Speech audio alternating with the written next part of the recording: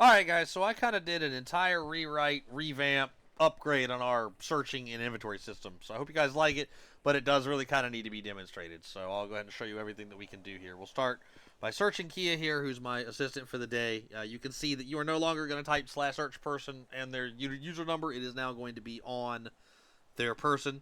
So we will click search person. We will go ahead and do the animation. It will complete the animation before it gives you the result. We're going to go through the entire animation here. And there you go. And it's going to tell us that she has a wallet, keys, phone, smokes, lighter, and a few pre-roll joints. All right, cool. That's it for people. Obviously, it works the same way. It's still /set inv space your whatever you want to have in there. I will have a list of these commands in the I'll have a list of the commands in the channel for civs, but for the cop stuff, you're gonna be using aux target for everything. So we'll walk over here with the vehicles. We'll go ahead and we'll start with old Dirte's vehicle here. Go ahead and open up so you can see I don't have an option to search anything here at all. That's because you're gonna need to open a door. Once I open the door, we have the option to search the vehicle. In addition, just when you're on the passenger side, you have the option to search the glove box. When you are on the driver's side, you will have the option to search the center console. This vehicle doesn't have those, so I didn't put anything in them, but we'll go ahead and search the car. Now, the animation is actually, I have it set to do different things for different classes, and I have an override list that will do special animations for certain vehicles. This one isn't on the list yet. It'll be a kind of a trial and error phase as I try to find vehicles that need to give special animations. But anyway, Dirte here has 27 Def Leppard t-shirts in his vehicle. Now, you'll notice that in your patrol vehicle, you do not have the option to search it, and I determined that that would be the best course of action since we don't normally search police cars, and we want to try to keep the number of things that we have down.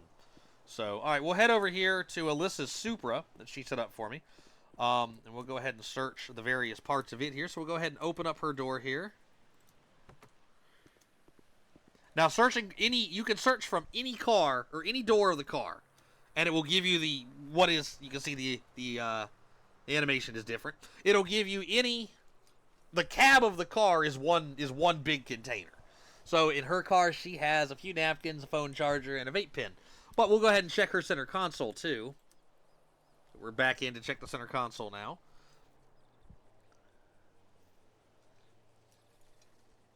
And in her center console, we find a map, a comb, and a lighter.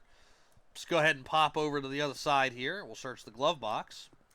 Now, like I said, if I ran the search on her passenger side here, I would get the exact same thing I got on the driver's side. But we'll do the glove box. Still seeing that the animation is different. I have it set to do this one for lower cars, like sports cars and whatnot. You find a notebook, pen, and a flashlight. And then we'll do the trunk here.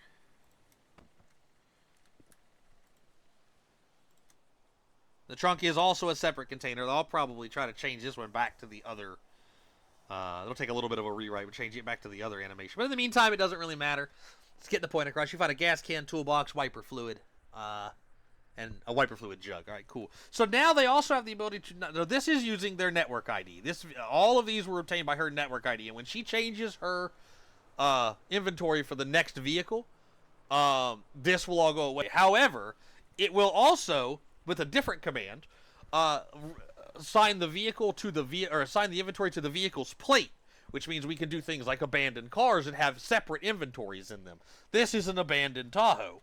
So we walk up to the Tahoe here, and we open the door here, and we do search. Now, in this case, you can only get information from, if I do search glove box, I'm either gonna get what she put in the other car, or I'm gonna get nothing of interest.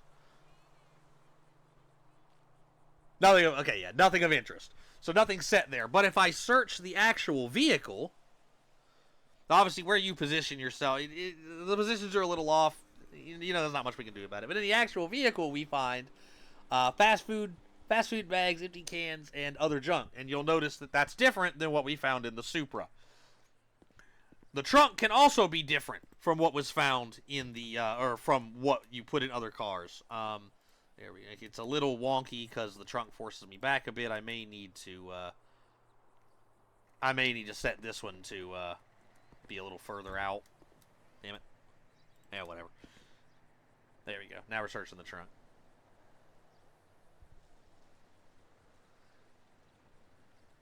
Cool. And you can find crowbar, duct tape, and loop. So that's different than what we found in Alyssa's Super's trunk. And then we have Barry's truck here too. And the reason I did this one is there's nothing of interest in this one. However, it does have this is a vehicle that is set to have an override to use a different animation for searching. And in this case, it's going to look funny because of where this car's bones are, but we'll use an animation more like that for searching, which I know isn't the most immersive thing in the world, but I thought it'd be really stupid to crawl under it to search it. So, and we found nothing of interest because nothing was set in the vehicle. So that's pretty much it. Most of the onus is going to be on the civs to use the new commands. Obviously, if they don't use them, you'll just get nothing of interest, just like before. Everything else for the cops is done by Ox Target. Hope you guys like that. I'm looking forward to using it myself. I think it's going to add a lot of immersion. Yeah, I think it's pretty cool. So